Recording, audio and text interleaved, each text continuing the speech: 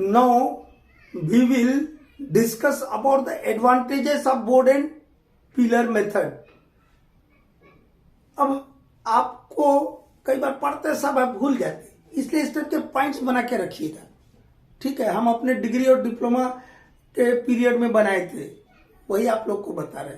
मेरे स्टूडेंट तो कुछ हट के ना लिखना होगा, टीचर भी देख के खुश हो जाएगा। ठीक है, देखिए क्या क्या इस मेथड के दो बड़े डिसएडवांटेज हैं।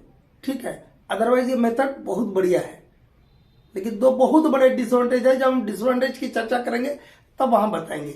ठीक है, तो हम यहाँ 5 आपको एडवांटेज लिख दिए हैं। ठीक है, वो 5 एडवांटेज दिमाग में रखिएगा, पीडीएफ भी भेज रहा हूं। पहला, मेंटेनेंस कॉस्ट ऑफ एयरवेज। किसके ऊपर एडवांटेज लिखेगा? Maintenance cost of Airways. इसमें क्या लिखिएगा? आपको हम एलिमेंट्स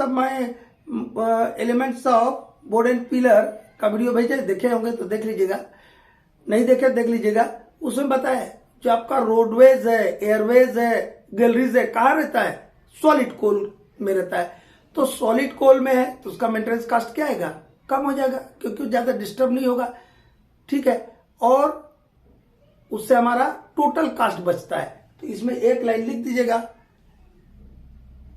सिंस द एयरवेज और in solid coal hence the maintenance cost is less. Okay, next, continuous flow of coal. What is this? अब लंगवाल करते तो पहले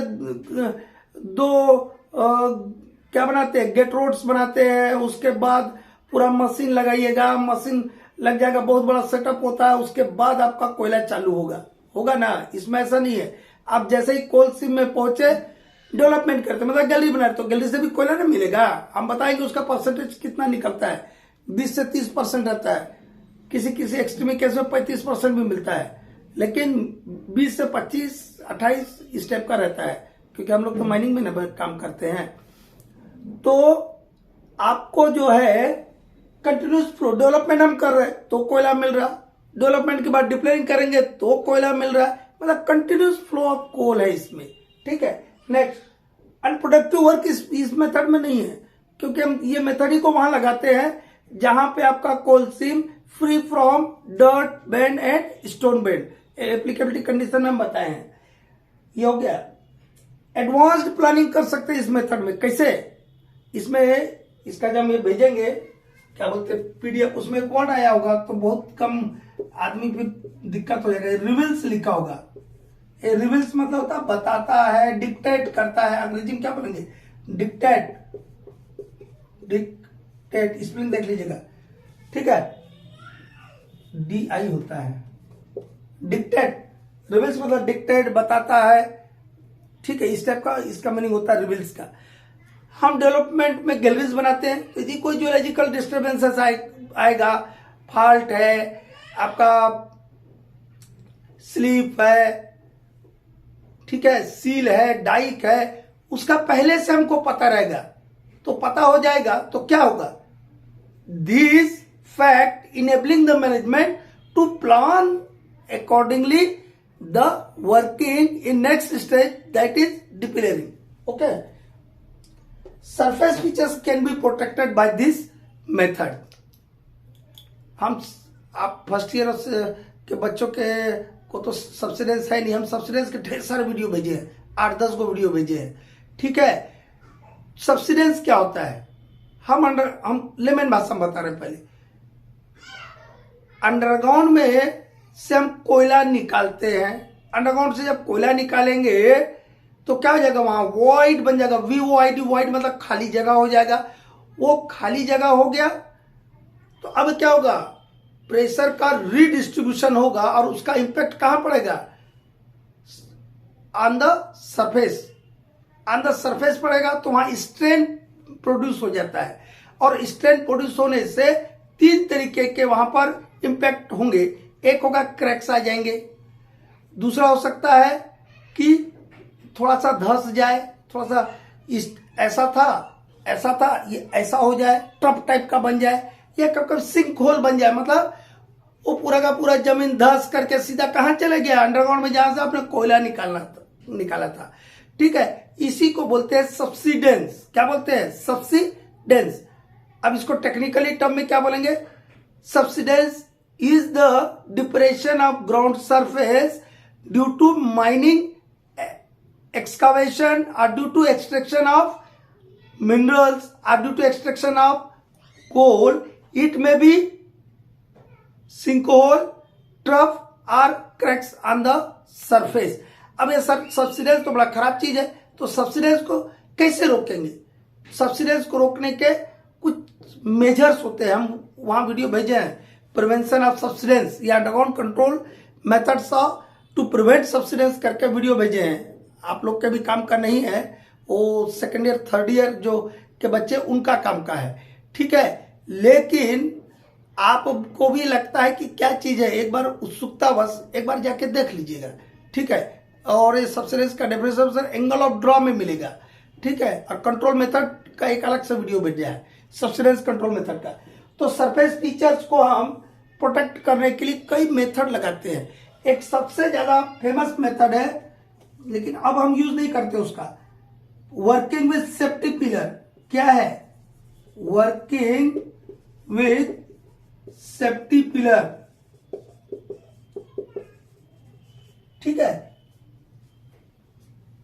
पिलर साइज को हम कम रखते हैं, गैलरी नॉर्मल साइज का रखते हैं, पिलर छोटा कर देते हैं ताकि कोल एक्सट्रैक्शन बढ़ जाए, और वैसे का वैसे ही वर्किंग को छोड़ देते हैं, ताकि पिलर क्या करेगा? नेचुरल सपोर्ट प्रोवाइड करेगा ओवरलाइन स्ट्रैटा को, और आपका सब्सिडेंस नहीं होगा। लेकिन पूरा वर्ल्ड वाइड, इंडिया में नहीं, पूरे वर्ल्ड वाइड में इस मेथड से सब्सिडेंस रोकने में बहुत सारा कोयला लॉस हो गया, इसलिए अब इसका इस्तेमाल नहीं करते हैं। दूसरा होता है, इसको साइड में लिखते हैं, यही वाले मेथड को हम इधर लिख रहे हैं।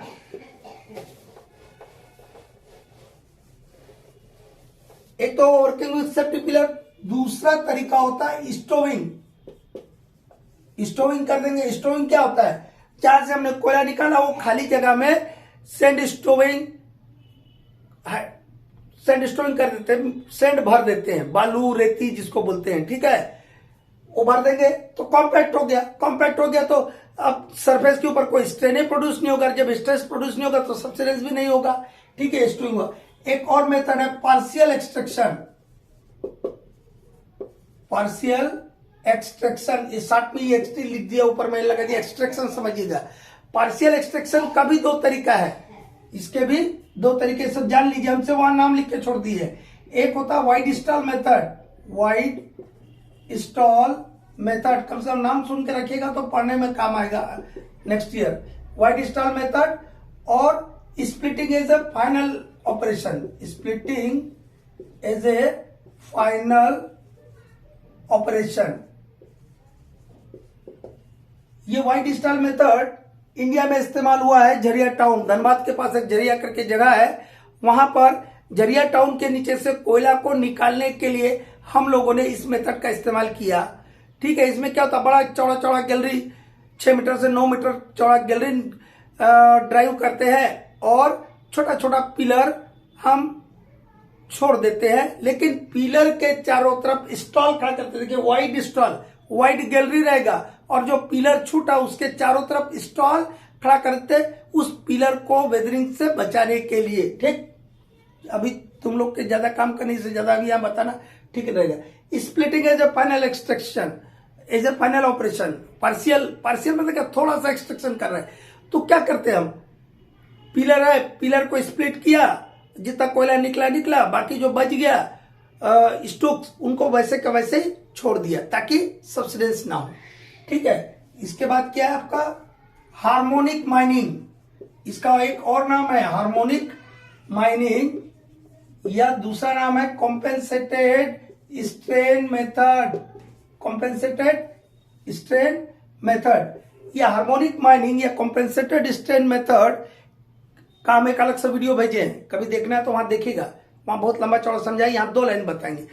कुछ नहीं करते इस मेथड में, हम वर्किंग को इस टाइप से डिजाइन करते हैं कि यदि एक पैनल का या एक सीम से जो स्ट्रेन पैदा हुआ दूसरे सिम के स्ट्रेन से उसको कैंसिल कर देंगे। एक से प्लस एक से माइनस, तो क्या नेट मिला? 0। आप 2 रुपया था मेरे पास, 2 रुपया मैं आपको दिया, 2 रुपया वापस ले लिया, आपके पास हो गया 0, हुआ ना? वही तरीका इसमें अपनाते हैं। मल्टी सिम वर्किंग में इसका इस्तेमाल करते मेरा पूरा वीडियो देखिएगा तब समझ आएगा। आप लोग के लिए उतना नहीं है अभी फर्स्ट ईयर के स्टूडेंट के लिए। तो कॉम्पेंसेटेड स्ट्रेन मेथड, स्ट्रेन को क्या किया? कॉम्पेंसेट किया, ठीक है। तो मान लो मेरा एक टॉप सिम चल रहा है, एक बॉटम सिम चल रहा है, तो दोनों को डिजाइन ऐसा करेंगे, वर्किंग आगे पीछे रखते, ताकि बॉटम सिम से यदि स्ट्रेन पैदा हुआ और टॉप सिम से जो स्ट्रेन पैदा हुआ, एक क्या करे? आपस में एक दूसरे को कैंसिल कर दे। इसलिए कॉम्पेंसेटेड स्ट्रेन मेथड बोलते हैं या हार्मोनिक माइनिंग मेथड बोलते हैं, ठीक है। और एक और है जो हम पीडीएफ में नहीं भेजे थे, सुपर क्रिटिकल एक्सकवेशन। ये लांगवाल में लगाते हैं, सुपर क्रिटिकल एक्सकवेशन मेथड। ये वाला मेथड का नाम हम पीडीएफ में नहीं भेजे हैं, ठीक है। ये लांगवाल के लिए रहता है, कुछ और नहीं रहता है। सुपर क्रिटिकल एक्सकवेशन के लिए हम 2 लांगवाल फेस को अपोजिट डायरेक्शन में चलाते हैं, ताकि जो स्ट्रेन पैदा होगा वो इस तरफ दोनों तरफ रहेगा, लेकिन दोनों पैनल के बीच में मिडिल पोर्शन जो रहेगा वो स्ट्रेन फ्री रहेगा। तो हम देख लेते हैं कि हमारा सरफेस में कहाँ पे कोई आपका इंपॉर्टेंट बिल्डिंग या कोई बस्ती है, तो वो बस्ती उसमें आना चाहिए और उसके हम दोनों तरफ काम करेंगे, तो वो वहां पे आपका स्ट्रेन पैदा ही नहीं होगा, तो सबसिडेंस नहीं होगा। वो तुम लोग को शॉर्ट में बताया है। यदि जिनको लंबा देखना है, इनका सबका एक वीडियो है, देख लीजिएगा, ठीक है। तो आपके कितने एडवांटेज बताए? 5 गो तो एडवांटेज है यार। अब 5 गो एडवांटेज आप एग्जाम में नहीं लिखिएगा तो फिर कौन चीज के लिए पढ़ने गए हैं कॉलेज में?